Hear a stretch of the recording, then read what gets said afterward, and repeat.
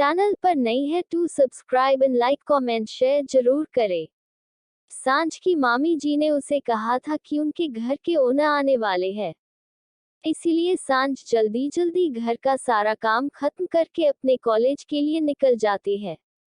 वो जब कॉलेज पहुंचती है तो उसे उसके दोस्त मेन गेट पर दिखाई नहीं देते, इसलिए वो थोड़ा परेशान हो जाती है क्योंकि हमेशा उसके दोस्त उसे मेन गेट पर ही उसका इंतजार करते मिल जाते थे। लेकिन आज पहली बार ऐसा हुआ था कि वहां पर उसके दोस्त नहीं थे। सांझ फिर उनको कॉल करती है लेकिन उनका कॉल भी कनेक्ट नहीं होता। वो सोचती है कि शायद कोई जरूरी काम आ गया होगा, इसीलिए उसकी पूरी नहीं आई है। सांझ फिर ज्यादा ध्यान न देते हुए अपनी क्लास की ओर चली जाती है। जब वो अपनी क्लास की तरफ जा रही थी तो उसे पूरे कॉलेज में हल्ला मचा हुआ दिखाई दे रहा था। वो अपने क्लासमेट को रोककर उससे शोर शराबे की वजह पूछती है तो वो उसे बताती है कि कॉलेज में कोई प्रोफेसर आने वाला है, वो भी मेल। ये सुन के सांझ को एक तरह से झटका लगता है क्योंकि उसने जब से पढ़ना लिखना शुरू किया था उसने न अपने स्कूल में किसी मेल को देखा था और न ही अपने कॉलेज में उसने किसी मेल को देखा था। हालांकि उसके स्कूल और कॉलेज दोनों के लिए थे, लेकिन फिर भी वहां पर कोई भी मेल स्टूडेंट नहीं होता था। यहाँ तक कि मेल टीचर भी नहीं होते थे। इसीलिए सांझ को ये एक सदमे के जैसा फील होता है, लेकिन वो फिर ये अपने दिमाग में बैठा लेती है कि टीचर ही तो है, इसीलिए बहुत ज्यादा ध्यान ना देते हुए वो जाकर अपने डेस्क पे बैठ जाती है और टीचर के आने का इंतजार करने लगती है। आज टीचर को आने में देर हो रही थी। सारा बार बार अपनी वॉच में टाइम देख रही थी। टाइम तो हो चुका था लेकिन उसकी टीचर अभी तक नहीं आई थी। सभी दरवाजे पर दस्तक होती है और सब लोग नजर उठाकर देखते हैं तो वहां पर पियोन आंटी खड़ी थी। वो अंदर आती है और क्लास के सेंटर में खड़े होकर कहती है, आप में से जो कोई भी सांझ है उनको प्रिंसिपल मैडम ने अपने केबिन में बुलाया है। सुनकर सांझ अपनी जगह पर खड़ी हो जाती है। उसे थोड़ा डर लग रहा था क्योंकि इससे पहले कभी भी प्रिंसिपल ने उसे अपने केबिन में नहीं बुलाया था। सांझ बहुत ही मासूम लड़की थी, उसे छोटी छोटी बातों पर ही डर लगने लगता था। लेकिन अगर वो हिम्मत कर लेती थी तो वो कोई भी जंग आसानी से जीत लेती थी। सांझ पियोन के साथ प्रिंसिपल के केबिन में चली जाती है।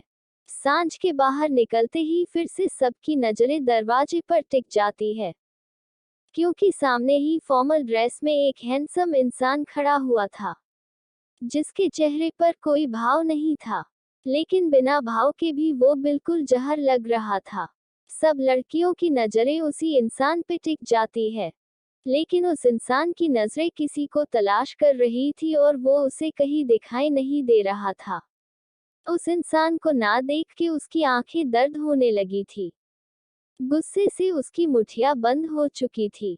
वो पूरी क्लास पर एक सरसरी निगाह डालता है और फिर बाहर जाने के लिए मुड़ता है, लेकिन जैसे ही मुड़ता है उसे जोरदार धक्का लगता है और वो सीधा फर्श पर गिर जाता है।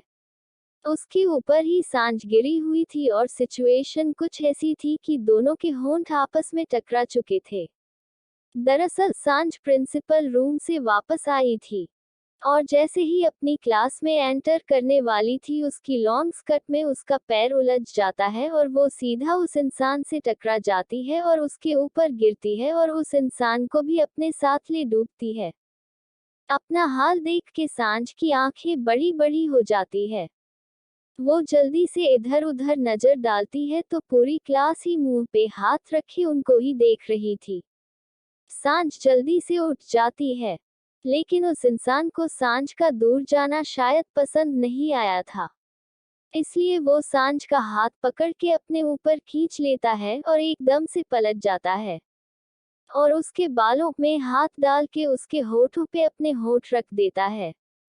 ये सब इतनी जल्दी हुआ था कि सांझ को कोई खबर ही नहीं थी। उसे जब तक खबर हुई तब तक बहुत देर हो चुकी थी।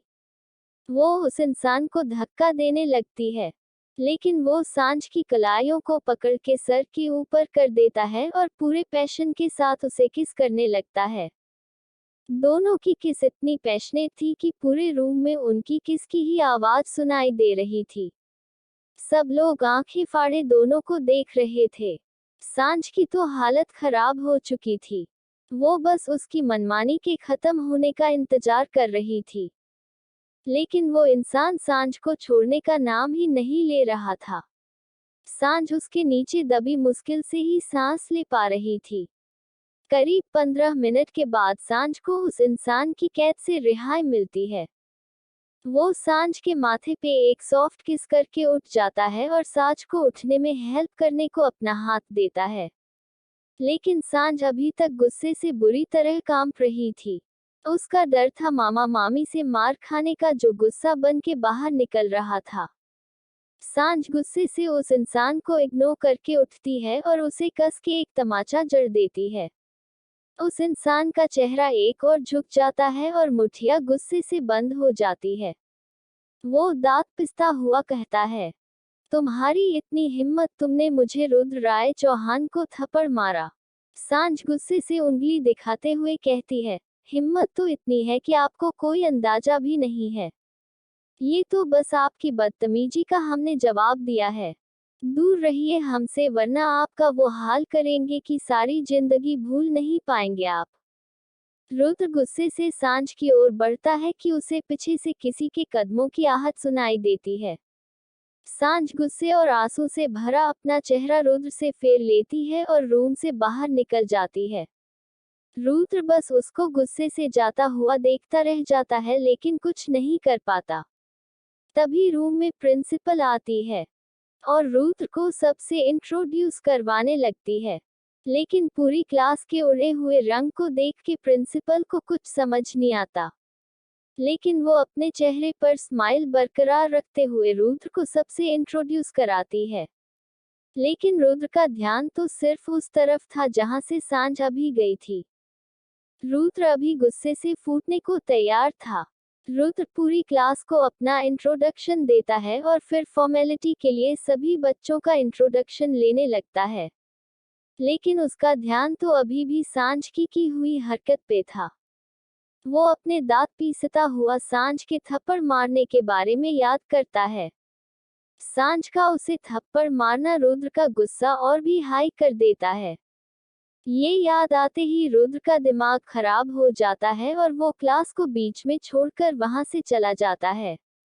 रुद्र कॉलेज की पार्किंग में आता है तो वहां पर उसकी कार ऑलरेडी खड़ी हुई थी। रुद्र कार में बैठता है और तेजी से ड्राइव करते हुए कॉलेज से बाहर निकल जाता है। उसके जाते ही कॉलेज स्टाफ चैन की सांस लेता है, क्योंकि सब लोग जानते थे कि वो इस कॉलेज का मालिक है और रुद्र किसी की एक गलती भी बर्दाश्त नहीं करता था। इसीलिए सब लोग दुआ कर रहे थे कि वो जल्दी से जल्दी वहां से चला जाए। रुद्र आदिल को कॉल करता है और उसके कॉल अटेंड करते ही एक सवाल पूछता है, Where the hell is she? Adil डरते हुए जवाब देता है, बॉस, मैडम घर जा चुकी है। रुद्र इतना सुनते ही बिना आगे कुछ सवाल जवाब किए कॉल कट कर देता है और अपनी कार को सड़क पर फुल स्पीड में दौड़ाने लगता है। उसका गुस्सा अभी उसके कंट्रोल से बाहर था। सांझ अपने घर चली जाती है। उसका चेहरा रोने की वजह से पूरा लाल हो चुका था। वो सीधा अपने कमरे में जाती है और बेड पर गिर के रोने लगती है। सांझ रोते रोते कमरे में सो जाती है और उसकी आंख शाम के वक्त खुलती है। सांझ वक्त देखती है और जल्दी से उठकर बाथरूम में जाती है और कुछ देर में फ्रेश होकर कमरे से बाहर चली जाती है, क्योंकि मामी ने उसे कहा था कि आज घर के मालिक आने वाले हैं, तो इसलिए उसे उनके लिए भी डिनर बनाना है। सांझ किचन में जाती है और काम करने लग जाती है। काम करते करते वो अपना दर्द भूल जाती है। मामा और मामी दोनों आराम से फ्री होके हॉल में बैठ के आगे की प्लानिंग कर रहे थे, जिसकी सांझ को कोई खबर ही नहीं थी। तभी डोर बेल बजती है और मामा और मामी दोनों के कान खड़े हो जाते हैं। मामी जल्दी से किचन में जाती है और सांझ को दरवाजा खोलने के लिए कहती है। सांझ मामी की बात मानकर डोर ओपन करने के लिए चली जाती है। वो जैसे ही दरवाजे को खोल के सामने खड़े इंसान को देखती है, उसकी आंखों में आंसू आ जाते हैं और पैरों तले से जमीन खिसक जाती है। क्या जवाब देगा रुद्र सांझ के उस थप्पड़ का? किसको देख लिया है सांझ ने जो उसके होश उड़ गए हैं? आखिर क्या थी वजह अमरजीत जी के रुद्र को मनाली भेजने की? जानेंगे हम आगे। सांझ जैसे ही दरवाजा खोलती है और अपने सामने खड़े इंसान को देखती है, सांझ की सिट्टी पिट्टी गुल हो जाती है, क्योंकि उसके सामने रुद्र खड़ा हुआ था, अपने उसी रौबदार अंदाज में। उसके चेहरे पर ना कोई भाव था, ना ही आंखों में कोई इमोशन था। सांझ एकटक रुद्र को देखने लगती है। सांझ को रुद्र और उसकी मुलाकात याद आती है और उसका रुद्र को थप्पड़ मारना भी। सांझ को लगता है कि शायद रुद्र उसकी मामा मामी से शिकायत करने के लिए वहां पर आया है। ये सोच के ही सांझ के पसीने छूटने लगते हैं। वो अपने हाथों को आपस में रगड़ने लगती है, क्योंकि उसे अभी बहुत ज्यादा डर लग रहा था। मामा मामी ने उसके समझदार होते ही उसे सख्त हिदायत दी थी कि वो कभी भी किसी लड़के के आसपास भी नजर नहीं आनी चाहिए, और सांझ ने भी उनकी बात हमेशा से मानी थी। एक और अभी तक उसके पास कोई लड़का फटकता ही नहीं था, इसीलिए सांझ को कोई दिक्कत भी नहीं हुई थी।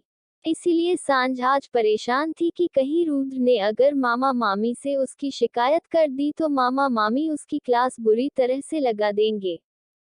इसलिए सांझ जल्दी से रुद्र को थोड़ा सा धक्का देकर दरवाजे से दूर कर देती है और दरवाजा बंद करके उसके साथ बाहर चली जाती है।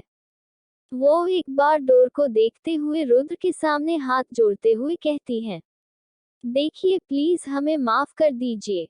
हमारी हरकत के लिए हम आपसे हाथ जोड़कर माफी मांगते हैं। पर प्लीज मामा मामी को कुछ मत कहिएगा, और वैसे भी गलती आपकी ही थी। आपने ही हमें जबरदस्ती किस किया था। हमारी पहली किस भी चुरा ली जो हमने अपने पति के लिए बचा रखी थी। इसलिए गुस्सा आ गया और हमने आपको थप्पड़ मार दिया। प्लीज आप कुछ मत करना। उद्धरण चिन्ह। सांझ बोले जा रही थी और रुद्र उसकी आंखों में देखे जा रहा था। सांझ तो चुप होने का नाम ही नहीं ले रही थी। उसने 2 मिनट में इतना बोल दिया था जितना रुद्र पूरे साल में बोलता था। उसको चुप न होते देख रुद्र इरिटेट होने लगता है। रुद्र सांझ को चुप रहने के लिए इशारा करता है, लेकिन सांझ फिर भी खटपट बोले जा रही थी। देखिए प्लीज हमें माफ कर दीजिए। हम आपसे हाथ जोड़कर माफी मांगते हैं। आप चाहेंगे तो हम आपके पैर भी पड़ देंगे। सांझ की बातों से रुद्र बुरी तरह से इरिटेट हो चुका था। वो एकदम से सांझ की कमर पकड़कर उसे अपने करीब खींचता है और उसे उसी डोर से लगाकर उसके बालों में हाथ फंसाकर किस करने लगता है। सांझ की आंखें रुद्र की हरकत से बड़ी बड़ी हो जाती है।